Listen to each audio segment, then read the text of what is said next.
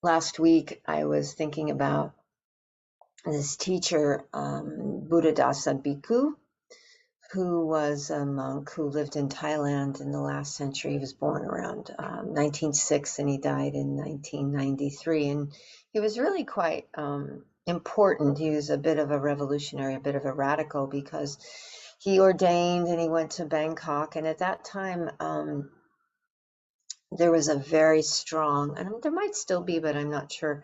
I know there was at that time, 100 years ago, a very strong Buddhist bureaucracy in Bangkok. It was very administrative and top heavy and not so much practice, but just, study and learning rather than being with the practice. And he said, you know what, I think I'd rather practice. And he went back to a small village and started teaching I don't know if he was one of the founders of the Thai forest tradition, but he was really a practitioner of the Thai forest tradition, this really being in nature and practicing and being present. And so he wrote a book that I read many, many years ago called The Heartwood of the Bodhi Tree, which I was thinking about what he talks about in that. And one of his main talking points is this liberation that we can experience at any time.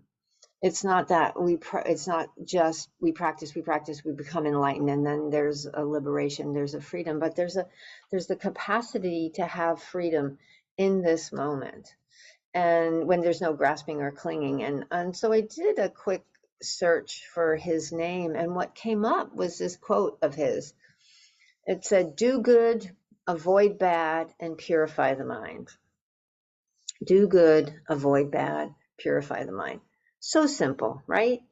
And in fact, actually, it's a couplet from the Dhammapada, which is a collection of some of the Buddha's main teachings, just in couplet form. And it's also, as I said, in the Dhammapada. And so I just wanted to look at that idea of do good, avoid bad, and purify the mind. Primarily purify the mind. The do good, the avoid the bad is kind of what I would think of as sila, the teachings around sila, which is ethical behavior, which is found in the Eightfold Path. There's a whole section of the Eightfold Path devoted to do good, avoid bad. It's this idea of wise action and being truthful with our speech, being wise with our speech, being not stealing, and cultivating generosity. And so this, how to be in harmony with other beings, how to live peacefully, not to cause harm, and to cultivate good. And so that's, I don't want to talk too much about that because I talk about that a lot. It's so important, these teachings around sila, but I want to look at what he means when he says purify the mind. It's not a phrase I use that much, although the 5th century compilation and systematization of the Buddha's teachings, the Visuddhimagga, is called the purification, the path of purification. So it's like we're burning away the toxins, the defilements. And so to purify the mind, and he says to purify the mind, if at any moment a person has a mind void of grasping at and clinging to I and mine, even for an instant, the mind has experienced or realized voidness, emptiness. It's the same as being in the heart of the Buddha, the Dharma, the sangha. The I and the letting go of I and mine and ego and cultivate and selfishness is the basic teaching. This teaching of, he says that's where the defilements gives rise to the defilements. This I, me, my. It's that self-referencing, that it's everything comes from a perspective of me, me, me. What about me? Where's mine? Whatever the story is in the situation, even if it's not conscious, it's kind of that place from which we're seeing the world. If he talks about, if you think about greed is pulling things towards me, and aversion is pushing things away to me. So the reference is I, me, and mine. And delusion just spins us around in uncertainty and obliviousness. And so studying the mind is really this path, recognizing where we get caught up. And I want to say one thing here that's important to interject, and it's this idea of relative and absolute, which you've probably heard of. There's the relative world that we live in, which we have to have this idea of mine. I mean, that's my car. I'm not just going to wander around and go, this one's pretty, I'm taking this. And somebody says, you stole my car. And I'm going to say, there's no mine. That's, that's, that doesn't work. We have to have this relativity in the world we inhabit. But bigger picture, the absolute teaching is this car's going to disappear at some point in time. It's not mine and I always have it and forever and ever and ever. There's anicca, there's impermanence. And so we can recognize the relative and then the teaching around the absolute is like, yeah, it's that, that teaching about from Ajahn Chah, who's another Thai forest teacher in Thailand in the last century. And both of these people were teachers of Jack Kornfield. And the story about Ajahn Chah, monastics in the Theravadan tradition own nothing. They own nothing. They wear their clothes, but it's all given to them. And so the students in the monastery noticed that Ajahn Chah was drinking out of the same cup all the time. And they said, you seem to have a preference for that cup. And he says, it brings me joy. But to me, it's already broken. I already know it's impermanent. And so I'm not clutching to it or clinging to it. I'm simply enjoying it in the moment. So to have that clarity of awareness that this is not my cup, this is not my phone or my laptop or my piece of paper or my book. It's not about us. That's where the freedom is. That's where this cessation of grasping. It's not bad to want something. It's the obsession. It's the clinging to things that are impermanent that causes the suffering, that causes the dukkha. And the Buddha said, nothing whatsoever should be clung to as I or mine. That is the summation of all the teachings. It's not mine. I often quote Bhikkhu Analayo, a very wise teacher, who said that the summation of the Buddhist teachings is LETGO, let go. It's the same thing. It's like, don't cling, let go. Simple, not easy. Simple, not easy. So we make an effort not to pick things up. We make an effort not to own things, to take birth as things.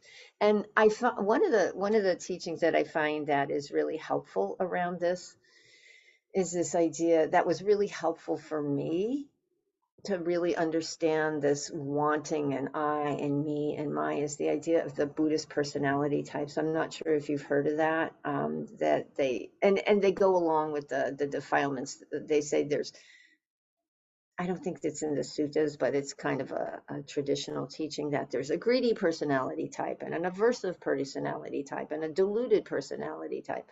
And I think when we all come to practice, I always thought I was the deluded type, but I think when we all come to practice, there's a bit of fog, a bit of haze, a bit of delusion, as the Buddha said, dust in people's eyes. And so when that clears away, there's more clarity, there's more wisdom, discernment, but there's still a tendency. And I recognized all of a sudden I had an epiphany one day when I realized, oh, I'm the greedy type. Not that I want to amass riches and stuff, but I want to do all the things. I want to sit the retreats and study with the teachers and read all the books and have all the cats. I want all the cats, all the foster cats. I want them all. I want to be two places at once. I have really tried to figure that one out.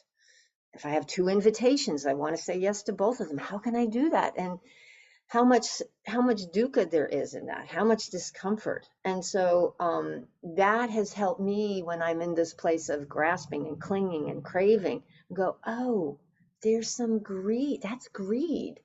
Oh, it's greed. It's not that getting this will fulfill me. I'm able to shift my perspective around it.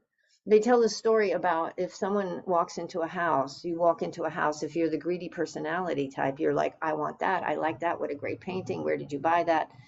The aversive person is like, I can't believe the stuff they have on their walls, or really, that sofa with that table, or whatever it is. There's a lot of aversion there. And then the oblivious person is like, what picture on the wall? I saw nothing.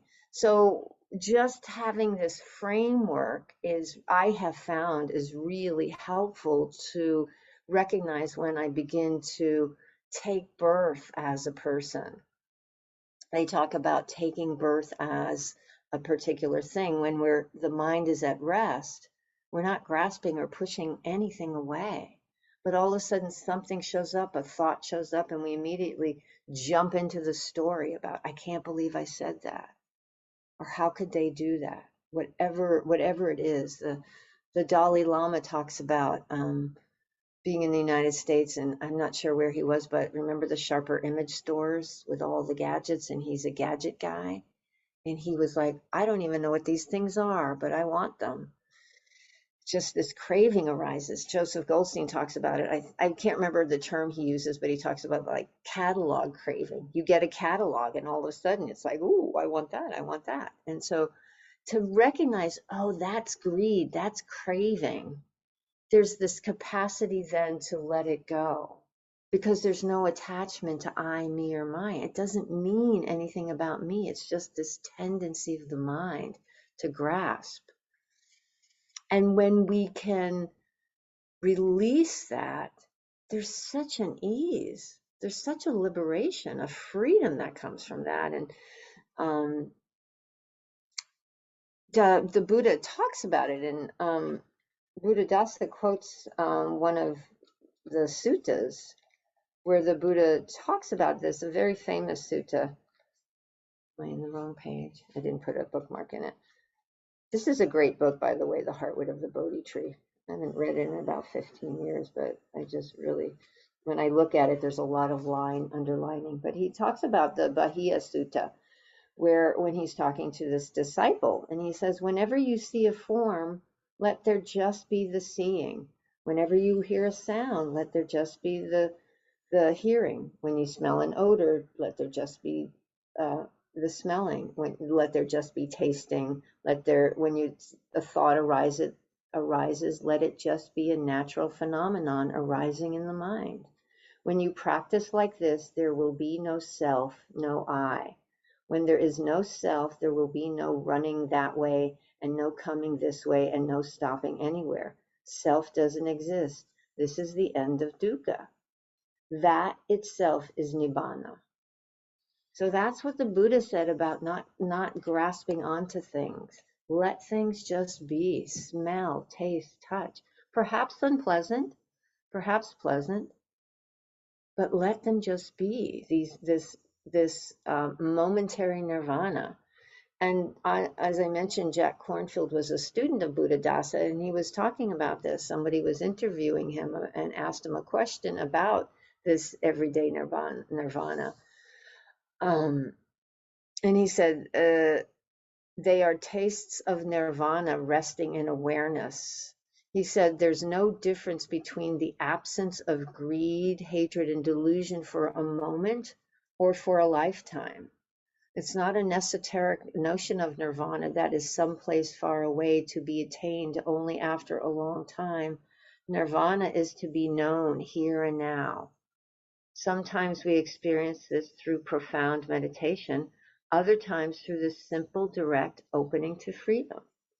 And I am sure that each of you has experienced this, whether you knew that's what it was or not. This moment where you're just simply being. Oftentimes we talk about when you see perhaps a sunset or a sunrise or something beautiful, and you're just with it. Sati, which is usually translated as mindfulness, means to be with. Can you just be with this moment? There's no I, there's no mind. They're simply in the moment. And if you are aware of that, there's an ease, or can recollect those moments.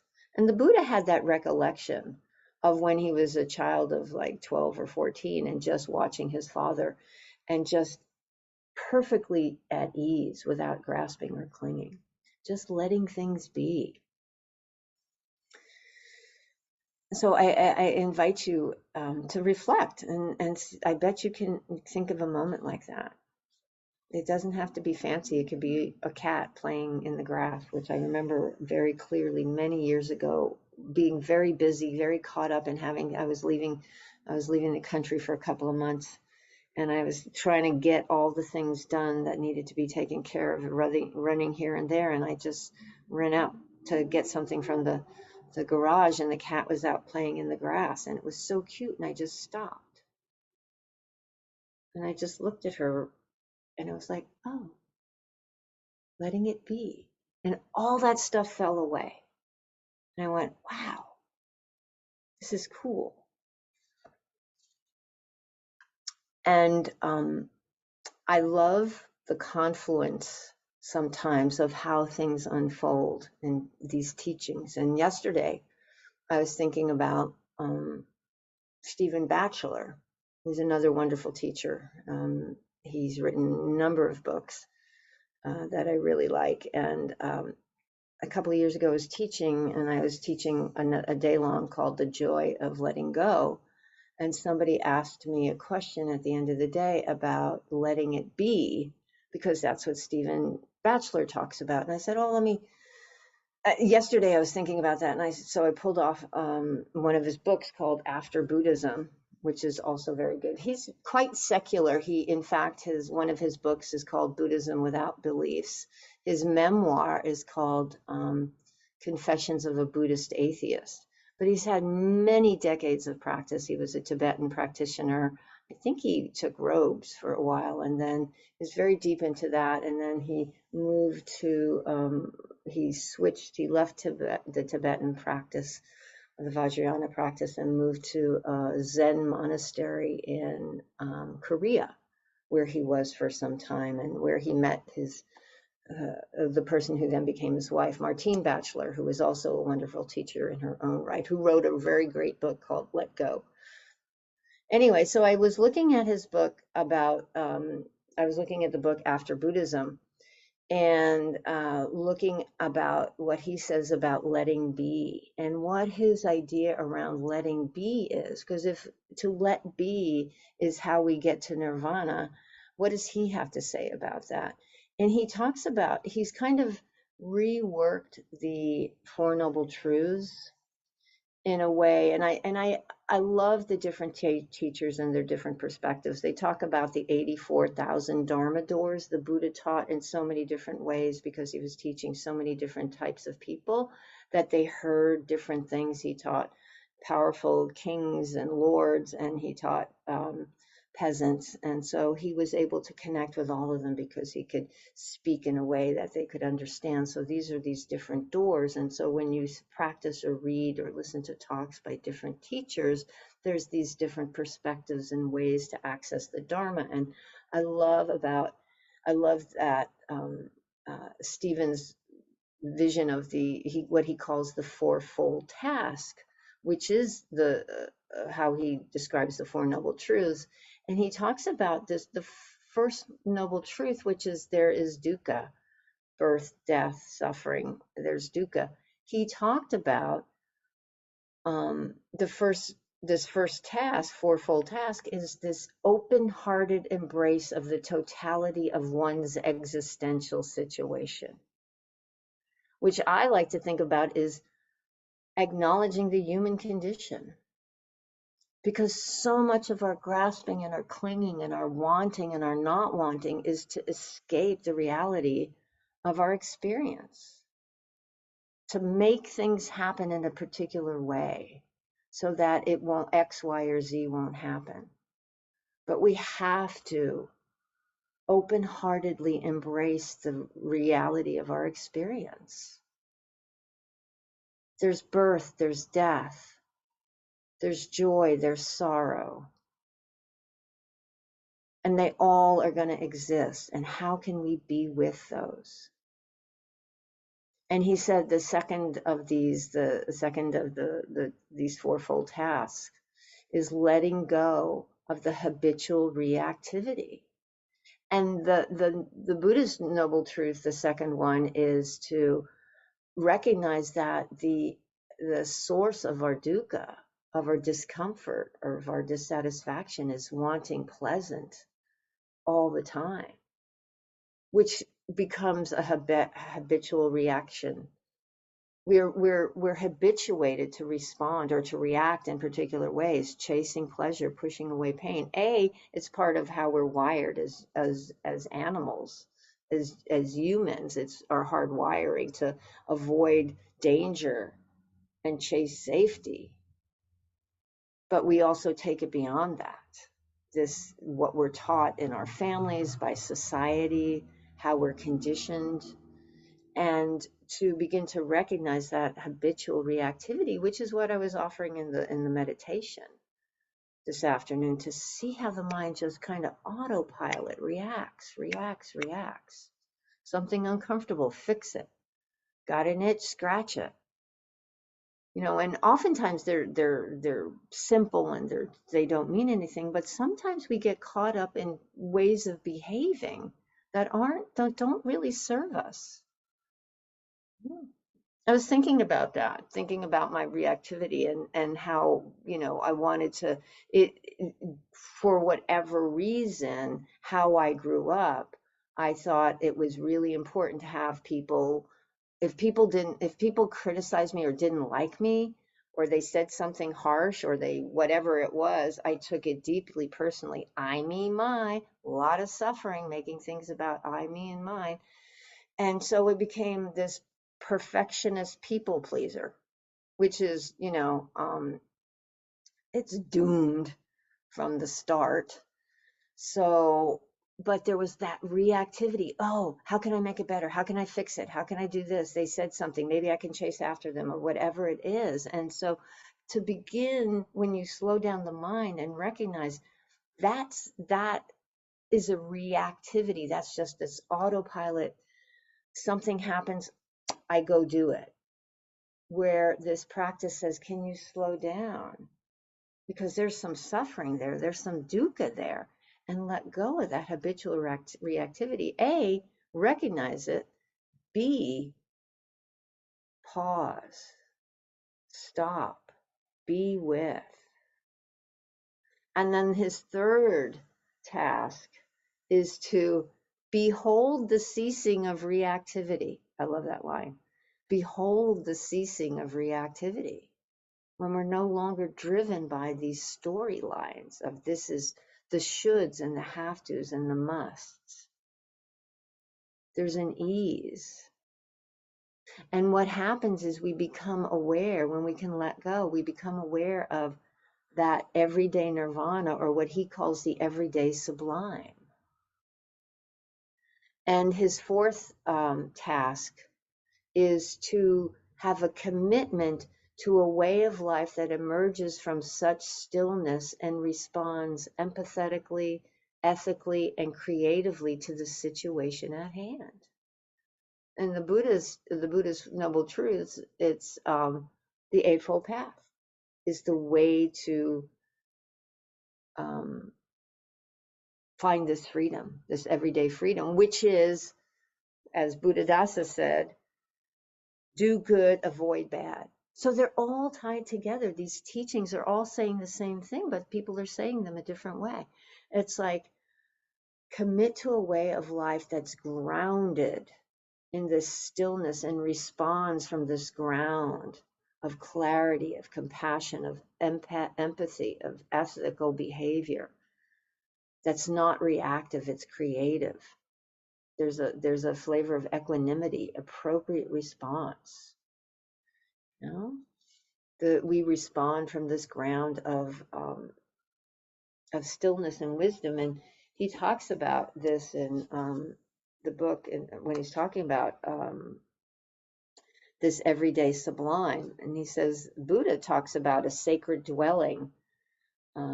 He said, here sacred denotes not a supramundane deity, but the everyday sublime that is revealed when the mind becomes still and focused through settling into the rhythm of breathing. The sacred is not found in a transcendent realm beyond oneself or the world. It is disclosed here and now once the mind relaxes, quietens, and becomes clearer and sharper as attention stabilizes on the breath. The sacred dimension of experience opens up as one lets go of the constrictive, obsessive concern with me and mine. Letting go of me and mine in the big picture, not the this is my pen, but in the big picture. And when the pen runs out of ink or gets lost, I don't struggle over it. I don't. Maybe there's some sadness because it's my favorite pen, but it's a pen that gives me pleasure. And again, get away from the I, me, mine. And that's true in the when we talk about emotions and feelings, it's like we identify them with them deeply. I'm angry. I'm happy. I. And instead, can we just notice that things are arising because of these conditions? Of course, there's anger. There's anger. There's anger that's moved in to my chest. There's sadness. There's great sadness right now. There's a lot of grief. There's a lot of emotions hanging out right now that I'm kind of carrying around with me. There's also great joy. So instead of saying I, it's just like, here they are. Let's be with them. Sometimes some are at the forefront, sometimes some are in the back. But we're just embracing the totality of the existential situation, embracing the human condition without having to have it be a particular way, shape, or form. So I invite you to, again, find your reactivity, recognize when you have those moments of nirvana. Doesn't have to be something down there. Nirvana is not a place we go to when we die. It's not doesn't equate to heaven. It's the cessation of clinging. It's the cessation of grasping. It's the freedom of just letting go, letting be. So I invite you to find it in your life and recognize what it feels like. Yeah, I think the more we, as with anything, the more we recognize it, the more we see it, and then the more we work towards cultivating it. It's all in the Eightfold Path and the wisdom, or in the the samadhi piece with effort and mindfulness and collectedness of mind, and we have this stillness that's a ground from which we move through the world. So thank you so much, my friends, for your kind attention, and I hope this has been of some benefit, and I am happy to hear any questions or comments or thoughts or rebuttals.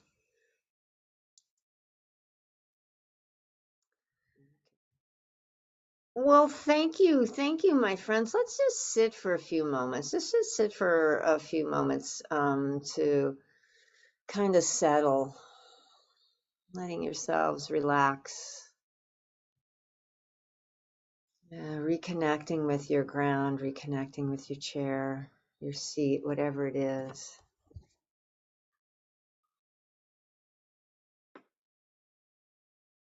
Letting yourself be.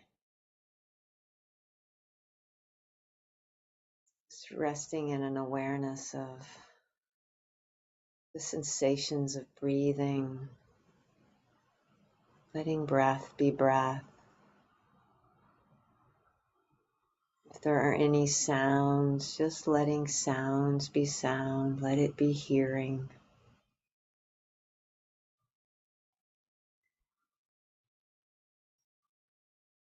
no need to label, no need to do anything. Just allow yourself to be.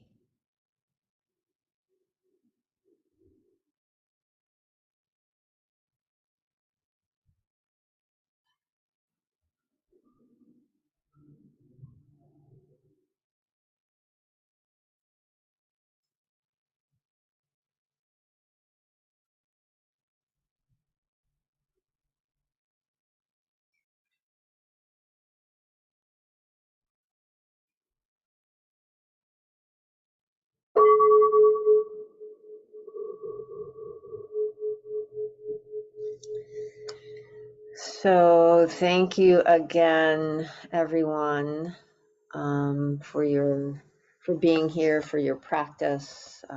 This practice is important because we don't just practice for us, we practice for the benefit of everyone. And thank you, Jason. He put a link to a way you can support us with Donna. It supports the teachers, it supports Insight Community of the Desert as a whole, and